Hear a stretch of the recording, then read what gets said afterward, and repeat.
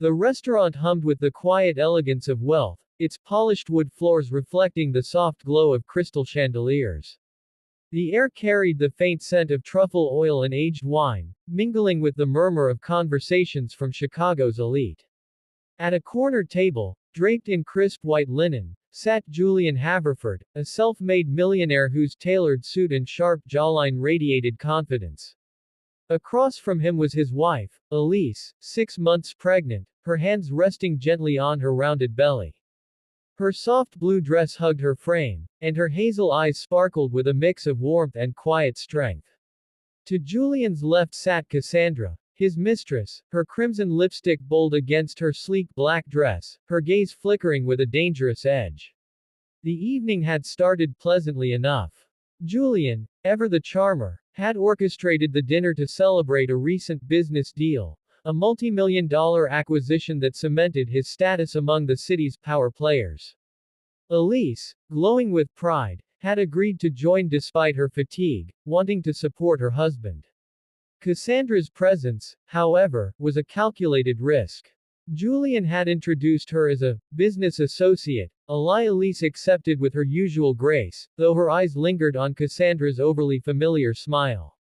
The tension simmered beneath the surface, unnoticed by the other diners but palpable to anyone watching closely. Cassandra leaned forward, her wine glass dangling between manicured fingers. To Julian's success, she purred, raising the glass. Her voice was smooth, but there was a sharpness to it, like a blade wrapped in velvet. Elise smiled politely, lifting her sparkling water in response. Julian clinked his glass against both, his grin wide but his eyes darting between the two women. The toast felt like a tightrope walk, and he was already losing his balance. The waiter, a young man with a nervous smile, delivered their appetizers, seared scallops for Julian, a delicate salad for Elise, and a plate of oysters for Cassandra. As he retreated, Cassandra's gaze followed him, then snapped back to Elise. "You must be thrilled, Elise," she said, her tone dripping with false sweetness. "Carrying the heir to Julian's empire. Such a responsibility." Elise's smile didn't waver, though her fingers tightened slightly around her glass. "It's a blessing," she replied softly. "We're excited for the future." Her words were calm, but there was a quiet strength in them, a subtle warning that Cassandra seemed to ignore. Julian shifted in his seat, clearing his throat. "Let's talk about the deal," he said, steering the conversation to safer ground. He launched into a monologue about market shares and investor confidence, his hands gesturing animatedly. Elise nodded along, her expression attentive, but Cassandra's eyes glazed over. She swirled her wine, her boredom evident, until she interrupted him mid-sentence. "Julian, darling," she said, her voice cutting through his words like a knife. "You're boring our guest." She tilted her head toward Elise, her lips curving into a smirk. "Surely Elise doesn't want to hear about numbers all night. Let's talk about something more personal." Elise raised an eyebrow, her composure unshaken. "I'm happy to hear about Julian's work," she said. "It's what keeps us all here, isn't it?" The words were polite, but they carried a subtle challenge, a reminder of her place as Julian's wife. Cassandra's smirk faltered, but only for a moment. The tension escalated as the main courses arrived. Filet mignon for Julian, grilled salmon for Elise, and a lobster dish for Cassandra. The waiter, sensing the undercurrent, lingered only long enough to refill their glasses before retreating. Cassandra took a long sip of her wine, her eyes narrowing as she studied Elise. "You're so serene," she said, her tone laced with mockery.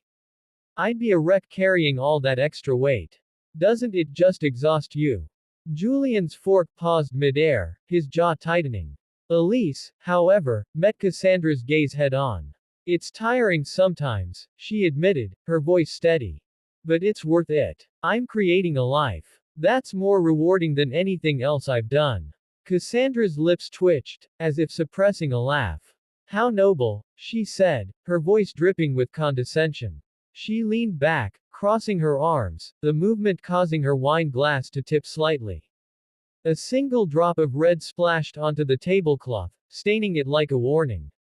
Still, it must be hard, sharing Julian with all his obligations.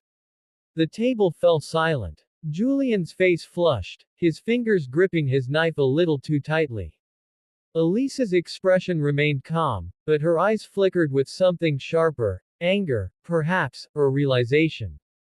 Julian's obligations are to our family, she said quietly. I trust him to honor that. Cassandra laughed, a low, throaty sound that drew glances from nearby tables. Oh, sweetheart, she said, leaning forward. You're so naive. Men like Julian don't just belong to one woman. They belong to the world. Isn't that right, darling? She turned to Julian, her hand brushing his arm in a way that was far too intimate for a business associate.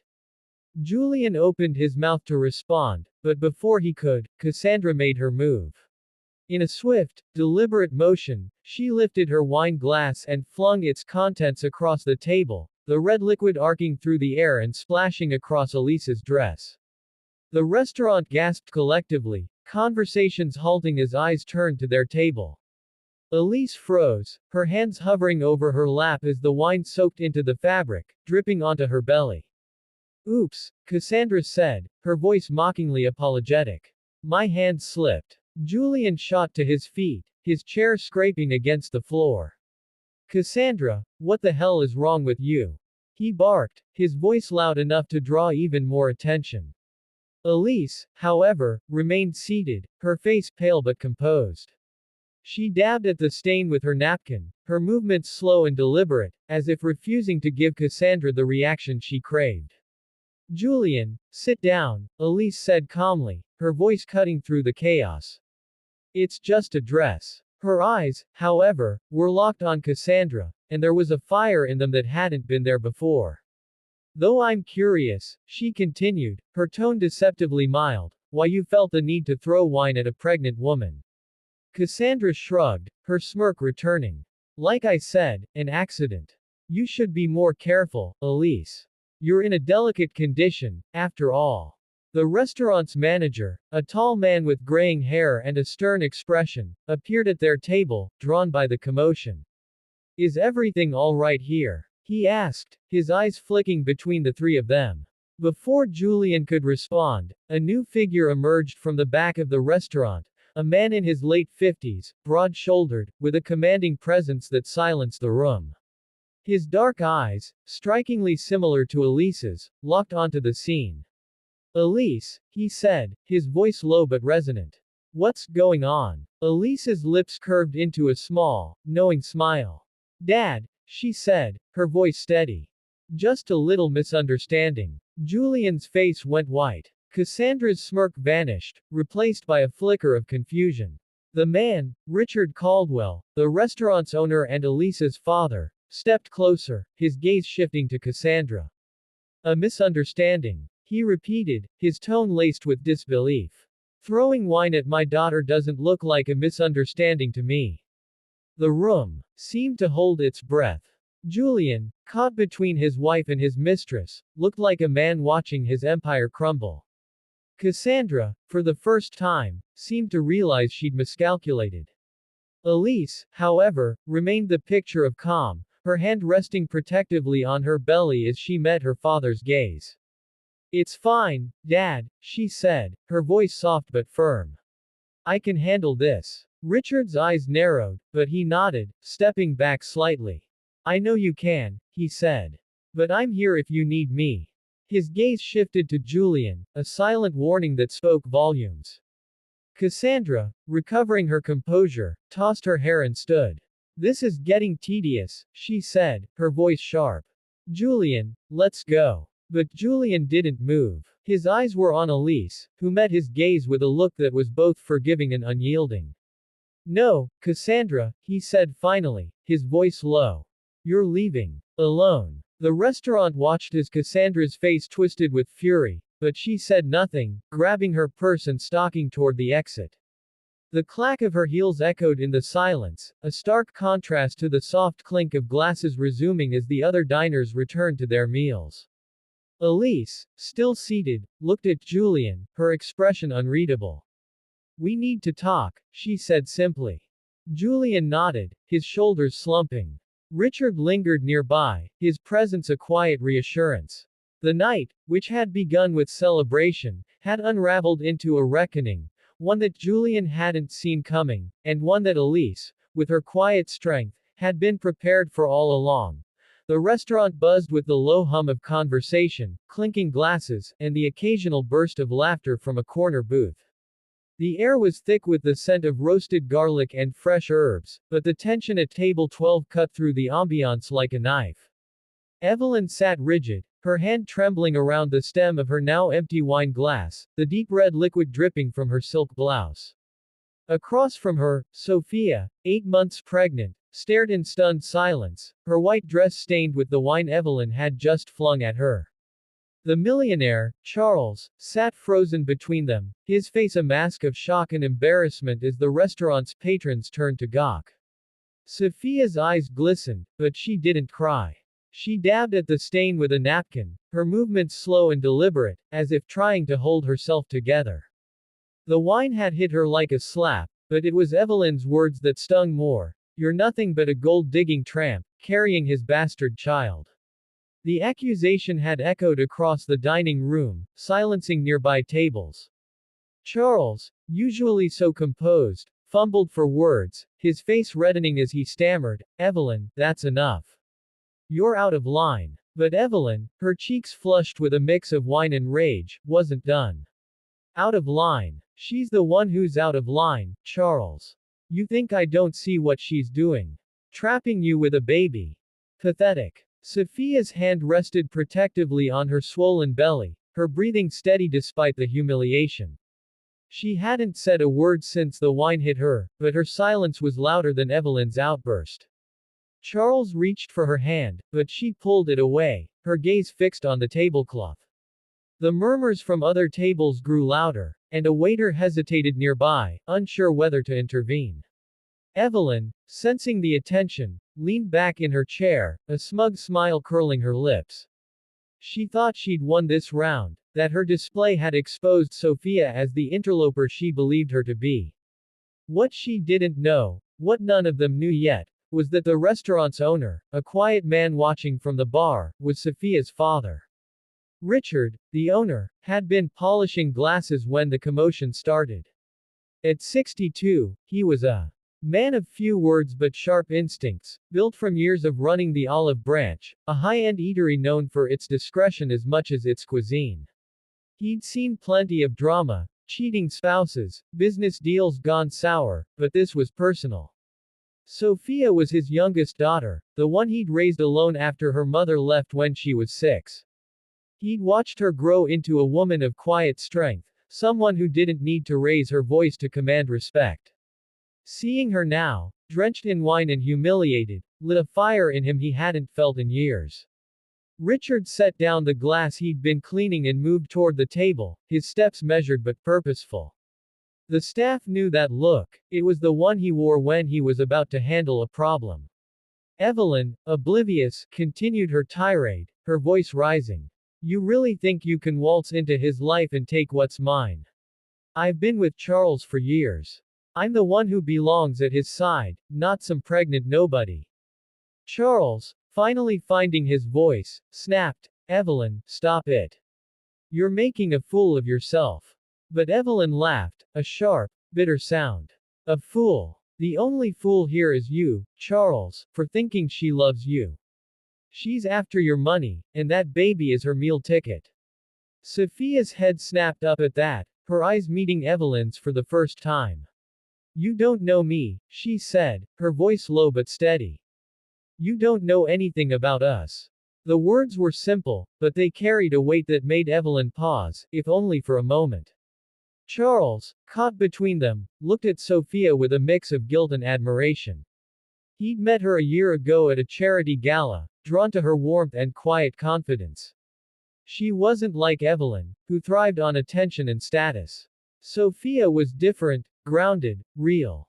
When she told him she was pregnant, he'd been overjoyed, despite the complications with Evelyn, his on-again, off-again mistress who refused to let go.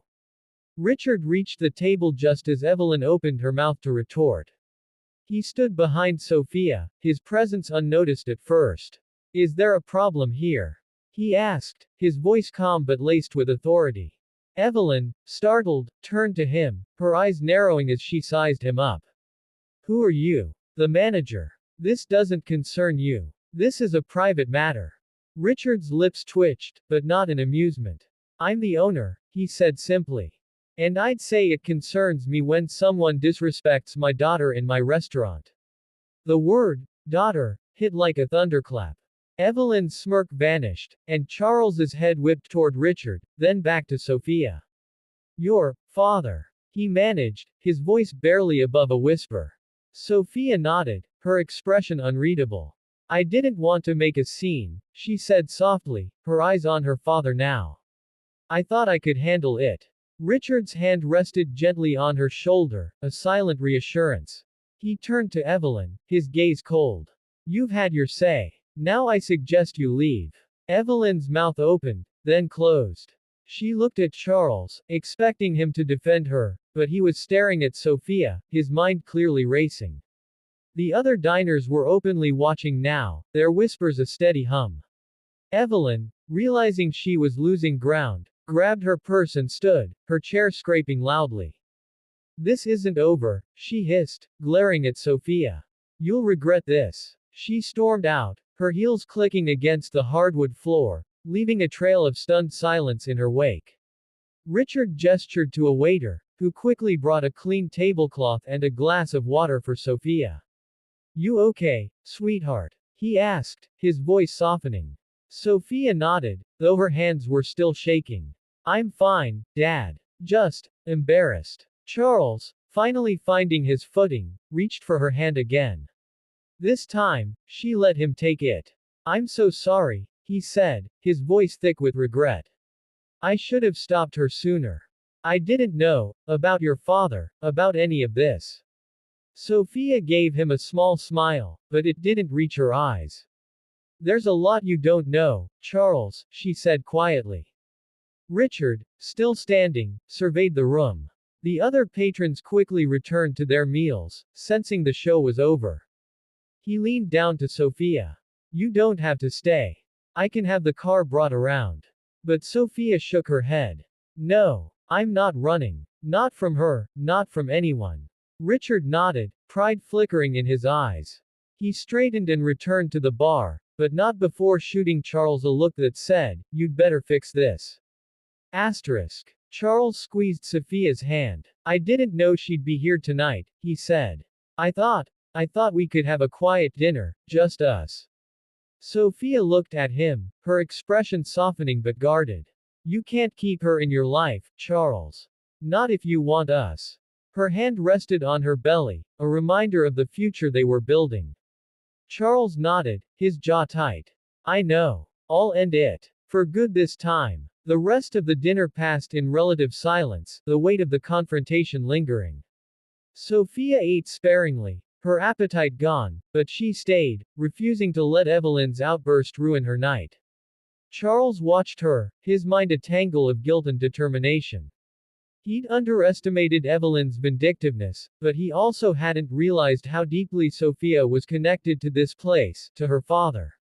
It made him see her in a new light, not just as the woman he loved, but as someone with roots, strength, and a family that would protect her. As they left the restaurant, Richard stood at the door, his arms crossed. He didn't say anything to Charles, but his eyes spoke volumes. Sophia hugged her father, whispering something that made him nod. Charles, feeling the weight of the older man's gaze, extended his hand. I'll take care of her, he said. Richard shook his hand, his grip firm. You'd better. Outside, the night air was cool, a stark contrast to the heat of the restaurant. Sophia paused on the sidewalk, looking up at the stars. I didn't want you to find out like this, she said, her voice barely audible. About my dad, I mean. I wasn't hiding it, but, Charles stepped closer, his hand brushing her cheek. It doesn't change anything. I love you, Sophia. And our baby. She looked at him, searching his face for truth. Finally, she nodded. Then prove it. As they walked to the car, Charles knew this was a turning point. Evelyn's outburst had exposed more than just her jealousy, it had revealed the strength in Sophia and the stakes of the life they were building. He'd have to confront Evelyn, cut ties completely, and face whatever fallout came. But for now, he held Sophia's hand, determined to earn the trust of the woman who'd just shown him she wasn't as fragile as she seemed.